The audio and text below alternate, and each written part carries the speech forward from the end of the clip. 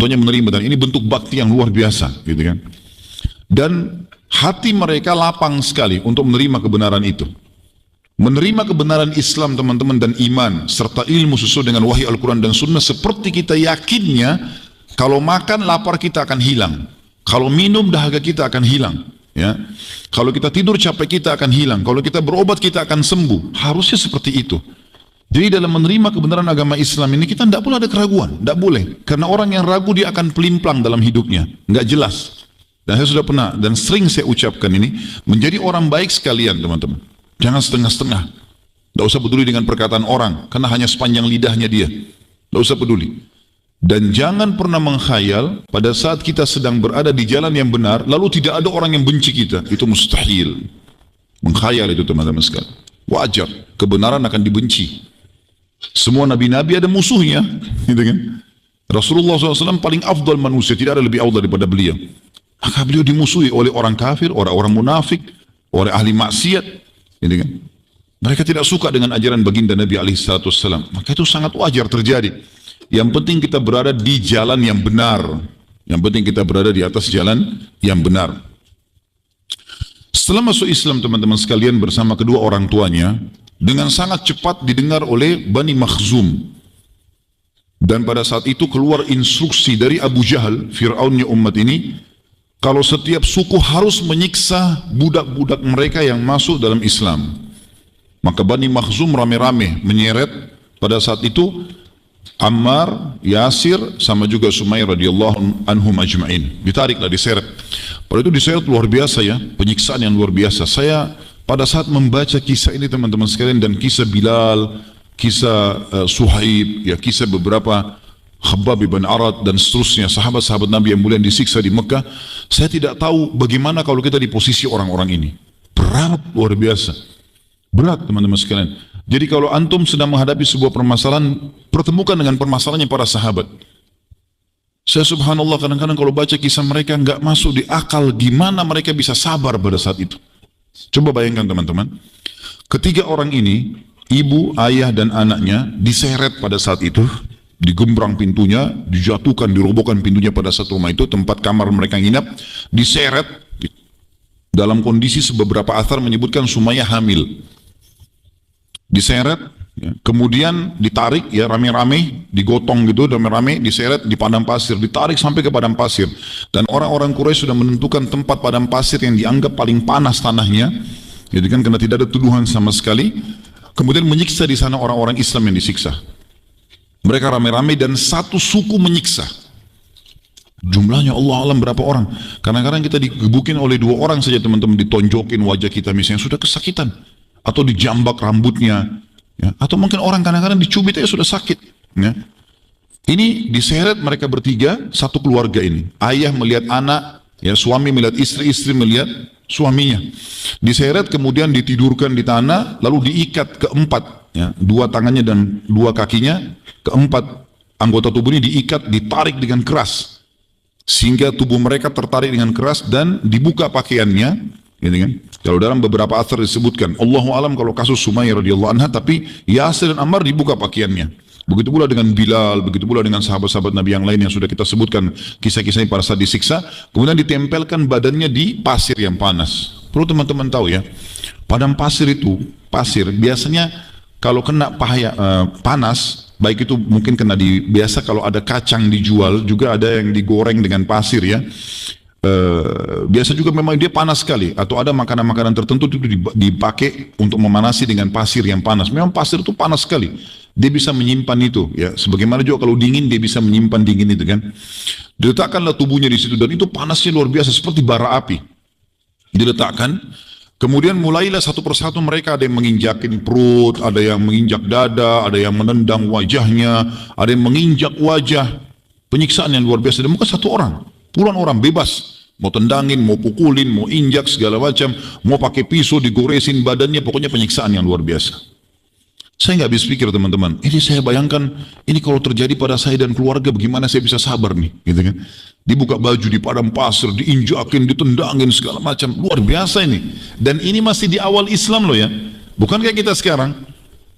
Kita sekarang Quran sudah lengkap, terjemahan bahasa Indonesia, kita bisa baca buku, banyak yang bisa menambah dan menguatkan iman. Bagaimana di zaman itu masih awal-awal Islam ini, ayat Al-Quran masih turun sedikit, gitu kan? Belum ada teknologi kayak kita sekarang.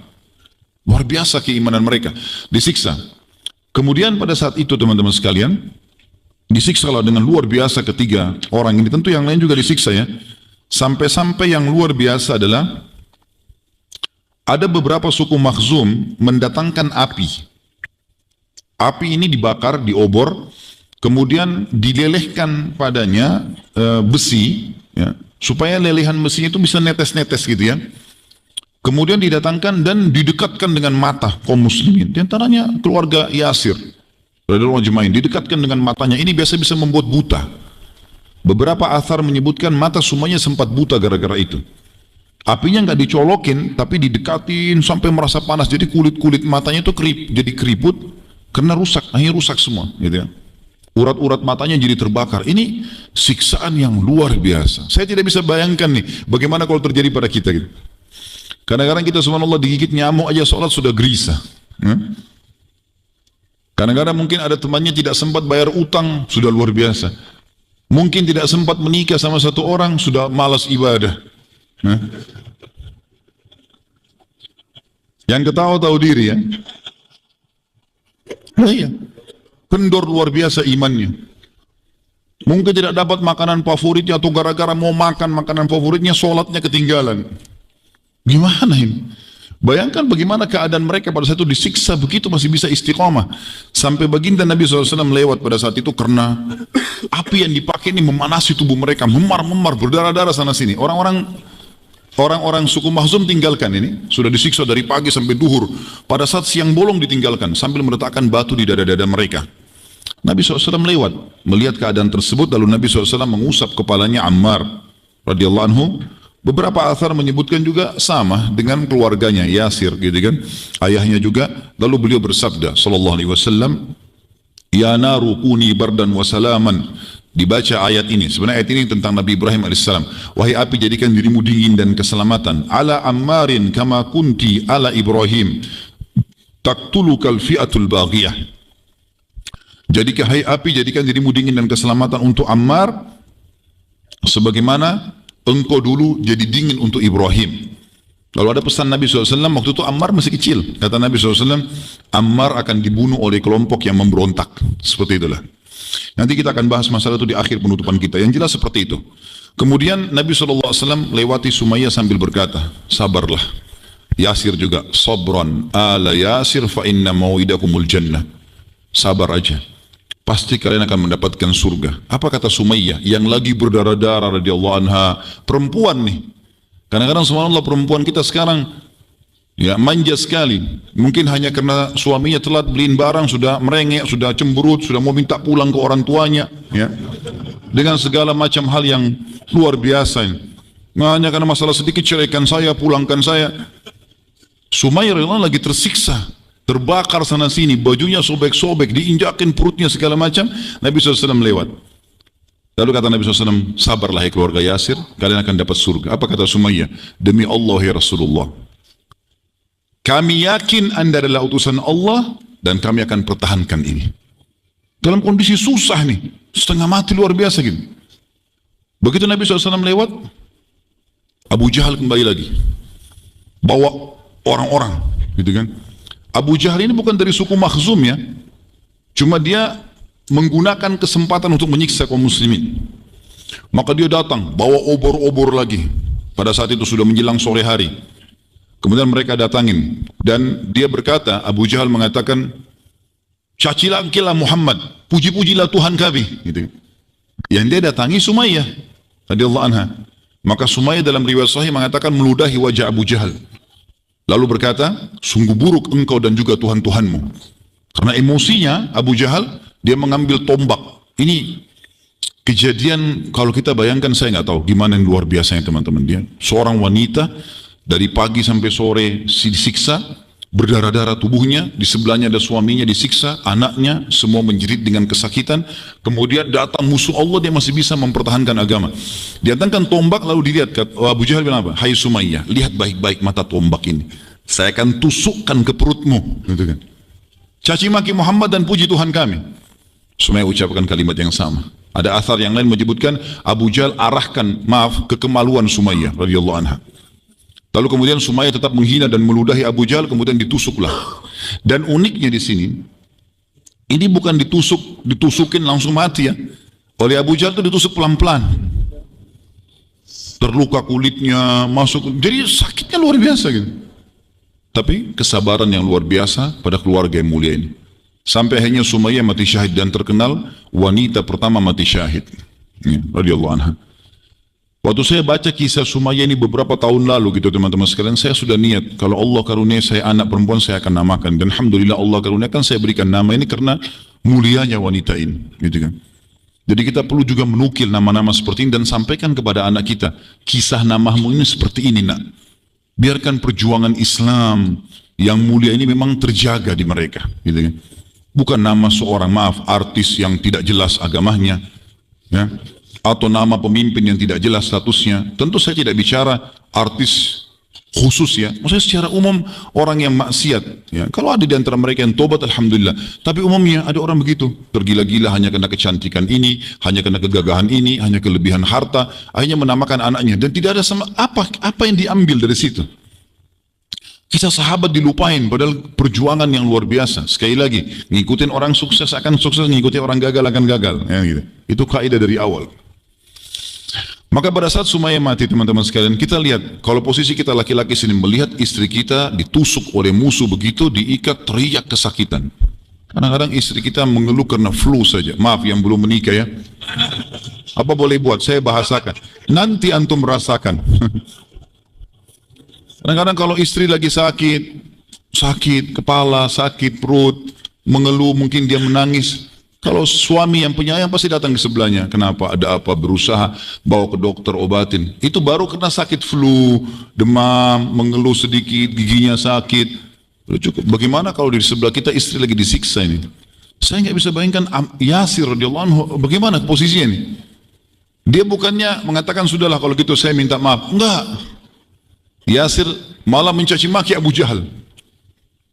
Abu Jahal datang. Yang terjadi Abu Jahal menendang dengan sangat keras, menginjak dengan sangat keras perutnya Yasir sampai Yasir pun meninggal radhiyallahu anhu, mati syahid. Tinggal Ammar radhiyallahu anhu. Ammar oleh Abu Jahal didatangin teman-teman sekalian. Kata Abu Jahal, "Wahai Ammar, kau sudah lihat tuh ibu sama ayahmu saya siksa. Saya akan bunuh kau lebih hebat daripada saya bunuh mereka. Saya akan bakar pelan-pelan kulitmu, saya akan kuliti kamu sama pisau ini, apalah segala macam siksaan yang diancamkan. Kecuali kamu mencaci maki Muhammad dan kau memuji Tuhan kami." Ammar gak tahan. Beberapa asar dikatakan Ammar mengatakan, "Baiklah, Hubal yang agung." Hubal nama Tuhan mereka. Hubal yang agung. Sebagian ulama mengatakan di sini karena Ammar bin Yasir dari tubuhnya, dari kakinya dijalankan api itu. Terus sampai ke kepalanya. Api ditempetin, sakit sekali. Maka dia mengatakan Hubal yang agung. Waktu dia ucapkan itu, ditariklah oleh Abu Jahal api itu. Kata Abu Jahal, "Saya belum puas. Lewat unta nih. Sampai kau bilang unta ini Tuhanku." Kata Ammar, "Unta ini Tuhanku." Selesai, Abu Jahal tinggalkan. Ammar bin Yasir radhiyallahu anhu dalam kondisi sakit, kesakitan, berdarah-darah semuanya. Waktu Abu Jahal sudah pergi, dia menyesal. Kenapa tadi saya nggak ikutin kedua orang tua saya? Biarin disiksa sudah mati sekalian, gitu kan? Menyesal dalam kondisi menyesal, berdarah-darah, dia jalan sampai merangkak menuju ke Nabi alaihi salatu wassalam. "Ya Rasulullah, halakt. Saya sudah binasa nih." Kata Nabi SAW, "Kenapa?"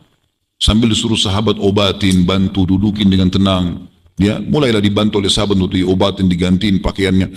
Setelah tenang lalu dia mengatakan, "Ya Rasulullah, begini yang telah dilakukan oleh musuh Allah Abu Jahal kepada kami.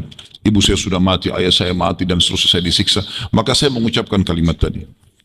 Nabi SAW lalu mengucapkan kalimat yang mulia ya kepada Ammar. Kata Nabi SAW, "Apakah hatimu ikut-ikutan seperti itu? Memang kau mau memuji Tuhan mereka dan mau menganggap unta sebagai Tuhanmu?" Dia bilang, "Tidak ya Rasulullah, hatiku sama sekali tidak." Maka kata Nabi SAW, "Fa in adu fa'ud." Kalau seandainya mereka kembali melakukan itu besok hari, maka ulangi apa yang kau lakukan. Nanti akan kita jelaskan hukum syar'inya ya. Dan ini diriwayatkan oleh Imam Hakim dan disahihkan oleh Imam Az-Zahabi. Dan pada saat itu tentunya turun firman Allah SWT dalam surah An-Nahl ayat 106 kepada Ammar radhiyallahu anhu yang bunyinya a'udzubillahi minasyaitonirrajim, potongan ayat, illa man ukriha wa qalbu mutmainnun bil iman. Kecuali orang-orang yang dipaksa kufur tapi hatinya tetap dengan keimanan, maka mereka tidak berpengaruh keluar dari agama Islam.